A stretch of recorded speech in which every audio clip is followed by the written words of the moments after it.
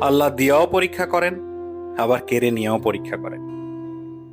আল্লাহ যেটা দেন সেটা নেয়ামত, আর যেটা দেন না সেটা হিকমত। যেটা দিয়ে আবার কেড়ে নেন সেটাই পরীক্ষা। ধৈর্যের পর যেটা দেন সেটা কুদরত। সমস্ত কিছুর জন্য আলহামদুলিল্লাহ। যেখানে মূল্যায়ন নাই যাওয়ার দরকার নাই। যেখানে আপনার ব্যবহার, ভালোবাসার, মায়া, মমতার দাম নাই যাওয়ার দরকার নাই। দরকার হলে একা বাঁচেন, একা চলেন, একা বাঁচেন, একা চলেন। কারোর সামনে ভিক্ষার হাত পাইতেন না। যে হাত রবের দরবারে পেতেছি আজীবন সেখানেই পেতে যাব। কারোর সামনে দুনিয়াবি বিষয়ে মাথা নত করার দরকার। আত্মসম্মান নিয়ে চলবে।